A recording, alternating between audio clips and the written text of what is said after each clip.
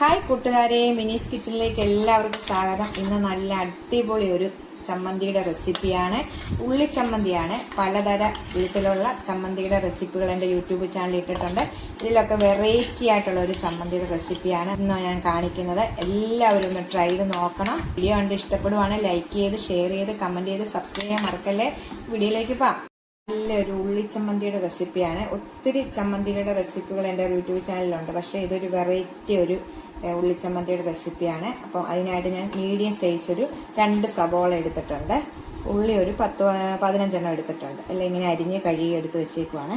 കുറച്ച് മുളക് എടുത്തിട്ടുണ്ട്. സാധാ മുളക് എടുത്തിട്ടുണ്ട്, പിരിയമുളക്. നിങ്ങൾക്ക് സാധാ മുളക് തന്നെ മതിയെങ്കിൽ അത് മതി. ഞാൻ രണ്ടും കൂടെ പപ്പാതി വീതമാണ് എടുത്തേക്കുന്നത്. നമുക്കിത് എങ്ങനെയാണ് ഉണ്ടാക്കുന്നതെന്ന് നോക്കാം. ഞാനൊരു പഴയ ഒരു പാൻ അടുപ്പേ വെച്ചിട്ടുണ്ട്. ഇതിലേക്കൊരു കുറച്ചെണ്ണ, ഇച്ചിരി എണ്ണ ഒഴിച്ചാൽ മതി, ഒത്തിരി വേണ്ട, സ്വല്പം എണ്ണ. അതായത് ഇത്ര എണ്ണ ഒഴിച്ചിട്ട് ഈ എണ്ണ ചൂടാകുമ്പോഴത്തേക്ക് കുറച്ച് എണ്ണ ഒഴിച്ചിട്ടുള്ളൂ. എണ്ണ ചൂടാകുമ്പോൾ അതിലേക്ക് 1 ടേബിൾ സ്പൂൺ മല്ലിയാണ് ചേർക്കുന്നത് കേട്ടോ. മല്ലി നല്ലൊരു ചമ്മന്തിയാണിത്. ഈ മല്ലി ഉഴുന്നും ഒക്കെ ചേർത്ത് വേറൊരു റെസിപ്പി ഞാൻ ഇട്ടിട്ടുണ്ട് കേട്ടോ എൻ്റെ യൂട്യൂബ് ചാനൽ. നല്ലതാണ്. ഇപ്പോൾ ഈ നോയമ്പ് കാലത്ത് നമുക്ക് ഇങ്ങനെയുള്ള ഉള്ളിച്ചമ്മന്തിയൊക്കെ ഉണ്ടാക്കി നല്ല ടേസ്റ്റില്ല. അതുപോലെ തന്നെ നമ്മുടെ വിഷു വരുന്നു. വിഷുവിന് സദ്യക്ക് വെക്കാനും നല്ല ഇതാണ് കേട്ടോ.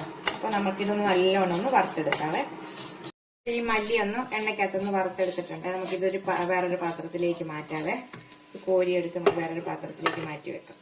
ഇതിലേക്ക് ഇപ്പൊ ഇച്ചിരി എണ്ണയുള്ള ഇതിലേക്ക് സ്വല്പം എണ്ണയും കൂടെ ഒഴിച്ചിട്ട് നമുക്കൊന്ന് മുളകൊന്ന് വറുത്തെടുക്കാവേ.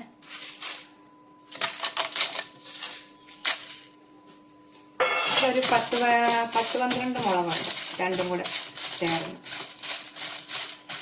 10-12 മുളക് എടുത്താൽ മതി കേട്ടോ. ഇത് നല്ലോണം വറുത്തു. നമുക്ക് ഇതും ഒരു പ്ലേറ്റിലേക്ക് മാറ്റി വെക്കാവേ. ഇതിലേക്ക് നമ്മുടെ സബോളയും ഉള്ളിയും സബോളയും അത് സബോളയുണ്ട്. പ്രത്യേകം ഓർക്കാം, മീഡിയം സൈസുള്ള സബോളയാണ്. ഈ ഉള്ളി ഒന്ന് വഴന്ന് കിട്ടാൻ വേണ്ടി നമുക്ക് ഇച്ചിരി ഉപ്പിടാം. ഇതിലേക്ക് ആവശ്യത്തിനുള്ള ഇപ്പൊ പെട്ടെന്ന് വഴന്ന് കിട്ടും. എന്നിട്ട് കരിയാപ്പിലയ്ക്കൊന്നും ആളമില്ല. നമുക്ക് കരിയാപ്പില ഇട്ടാൽ നല്ല ടേസ്റ്റാണ് കേട്ടോ. നല്ലോണം നമുക്ക് വഴറ്റിയെടുക്കാം. ഇപ്പൊ ഇത്രയും വഴുന്നാൽ മതി. ഇപ്പൊ തീ ഓഫ് ചെയ്തിട്ടുണ്ട്. ഇനി ഇതിലേക്ക് 3-4 സാധനങ്ങളൊക്കെ ഇടണം.